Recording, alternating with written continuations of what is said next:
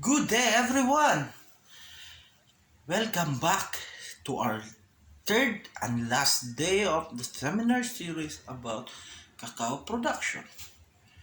But before we start, let me invite you to start our seminar with a prayer and the singing of the national anthem.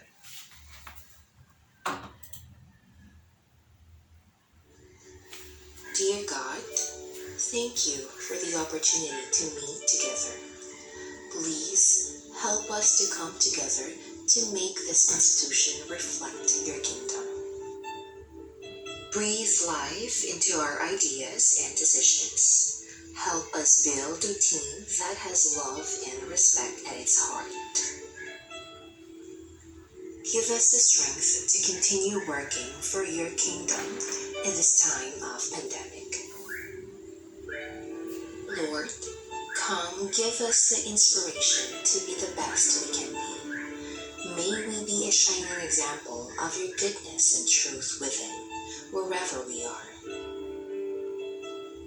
Inspire our thoughts, discussions, and ideas, and continue to remind us that all that we do here today, all that we accomplish, is for the pursuit of truth for the greater glory of you.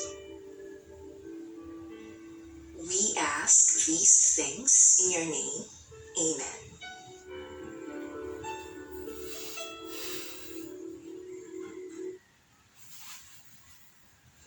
Mga kababayan, ang pambansang awit ng Pilipinas.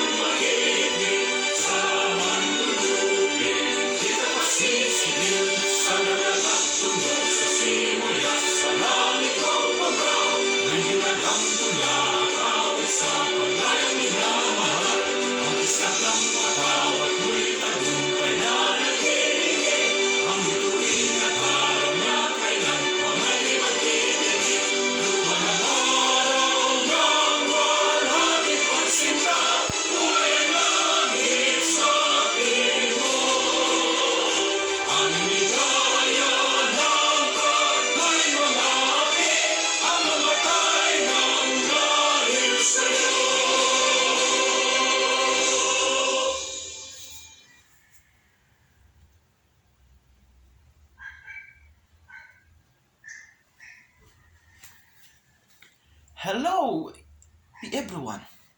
Welcome back to our third and last day of seminar series about cacao production. Today we will be tackling about integrated pest and disease that is commonly found on cacao farms. Now, let me start. Why do we need to know the integrated pest and disease management? Because integrated pest and disease management is intended to reduce the level of pests and diseases in the cocoa crop, and to reduce the inappropriate use of chemicals, provide alternatives for pest and disease management, and improve the yield and quantity of cocoa, thereby increasing the farmer's income. These are the common pests that is found in cacao farms. The cacao pod borer. Cacao pod borer is the major insect pest of cacao in the Philippines and across Asia. The first one is the Conopomorpha cramerella. Conopomorpha cramerella. The life cycle of the Conopomorpha cramerella. Laying of eggs pod surface. It will furrows and egg stage. It will reach egg stage 2 to 4 days. The larvae stage is after 7 days, and the larvae tunnel into the pod to reach the bean. And then the larvae feed the placenta, the beans become malformed, the pods start to fall ripening. Kanang uban nga na mga bangag-bangag nga daot na ang sulod pag open nimo kay kaingon ka nga hinog. Amo na siya yung mga example aning cacao pod borers. After 14 days, the larva matures, turning to a green color, and it will burrow out of the pods, leaving it damaged and di na magbuslan. The larva selects sites, spins cocoon, goes into pre-pupal stage. Pupae after 5 to 7 days becomes adult moth. Adult female moth then repeats cycles to produce about 100 eggs up to 200. So, imagine that if imuhang cacao farm masudlan og bisa ka usa ka insect that it can lay 100 up to 200 eggs. Yeah, example, malay na siya tanan. It will be devastating for you as a farmer. Kay sa kadaghan ana nila, daghan kay kang mga bunga nga madaot, mausik, manugon ra dili na mapuslan. Then the moths active at night. The moths are usually active at nighttime, and during the daytime, they hide underneath the horizontal or near horizontal cocoa branches. This is the example of the damage the cacao pod borer is giving. Nadaot na ang sulod. Control measures. Use resistant cacao clones. Proper pruning. As I said, as mentioned yesterday, pruning is very important so that sunlight will go through the pods and the oxygen will penetrate it to distract the pests and to how do you call this, to avoid them from getting into the pod. The third is the pod sleeving. Regular and complete harvesting every 2 weeks para bag-o dili ma-check nimo ang existing pods. Then remove and bury damaged pods para ang katong larvae sa sulod ato dili siya mabuhi. Then bagging or placing the pods in large polyethylene during which prevent pupation of the larvae. Then the natural enemies of cacao pod borers are the small sugar ants, large black ant, and the weaver ant.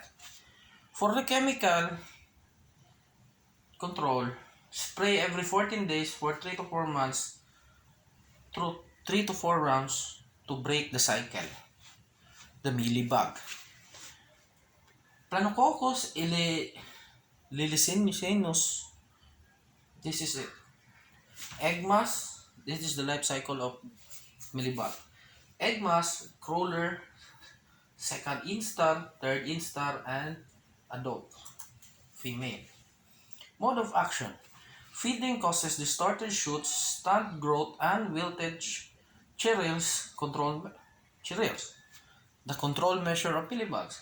Mix detergent powder and oil, 30 to 60 ml, with 10 liters of water and spray it at intervals for 7 to 10 days. Myrid bugs. The organism is called the Helopeltis sp. The life cycle of this is eggs are buried in the skin layers of the pods, pod stalks, chupons, and fan branches. They hatch after 10 to 17 days, and they will it has a successful rate of 5 juvenile stages of nymphs lasting for 18 to 30 days, And adults are 7 to 12 millimeter long and very slender with long legs and antennae. There is no pupal stage. Mode of action. Active during the warm hours of the day. So, utong tutok. They will suck the juice of the cacao pod or stem, causing small water soaked areas that quickly turn black ng ilang slukon mura siya o yellow jacket fly katong sa mga manga nga suckers.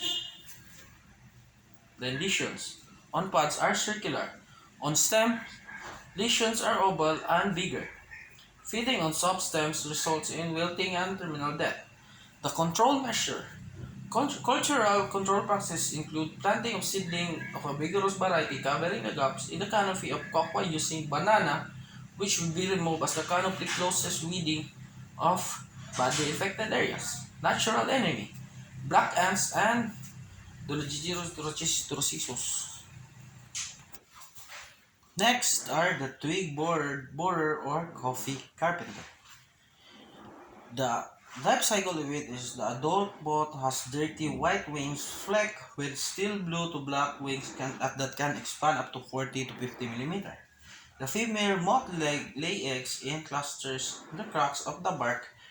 Larvae bore twigs and suck up the plant juice. Mode of action. The destruction is caused by the caterpillars of this plant. It bores into the bark of the stem and makes tunnel inside it. They may reach up to the roots of the plant by extending the tunnel. The leaves of the affected stem with the branches are ultimately die. Control measure. Use of plant extracts or botanicals. Cut, prune, branch having stem borer. Cacao disease or cacao pod rot. Disease cycle. Rain splash on the soil and on diseased pods and leaves creates aerosol droplets that move to the inoculum upwards by convention. Through the movement of insects, vectors, especially ants, distribute the inoculum within the canopy and to healthy pods. Infected pods can also produce stem and branch cankers which destroy the flower cushions and infect pods developing from the flower. When disperses the inoculum and when blown, rain initiates primary infections, permits to disease spread among orchards and cause development of epidemics. Root rot is most serious during rainy periods. On pods, the disease begins with a circular brown lesion that enlarges to cover the whole pod, which eventually becomes black and mummified, and sometimes covered in a white mass of sporangia or mura siya o fungus. Pods of forages are infected, but beans may not be affected when older pods are infected. Pod infection may also can develop the stalk via an infected flower cushion. The control measure. Regular and frequent harvesting of healthy and diseased pods. Pruning to improve airflow and reduce room humidity. Planting well spaced in well-drained sites. Having a good drainage system so that the spores cannot spread in puddles of water because it is waterborne. The use of resistant loam. Trees that can have died due to tree canker should be cut down and destroyed. Stem canker. Stem cankers are produced by the following of the infection of woods on the trunk or branch caused by insect or man.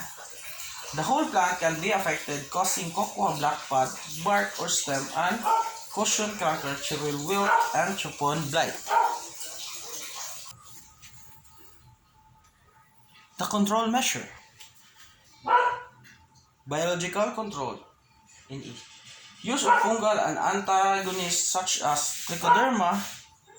Use of plant extract or botanicals, example, kamatinggi extract, and then rub to the infected part. Key steps of integrated pest and disease management. Number 1 is prevention. It is important and saves money. Sel- to select disease-resistant varieties, to conduct field sanitations, to regularly remove disease planting materials that may be a source of infection for other trees, to apply appropriate cultivation and balance nutrients to have healthy plants. The second is to identify the disease. And then you should assess the disease level, apply control methods and appropriate for the disease level, and then remove pathogen sources such as disease plants, parts, and pads.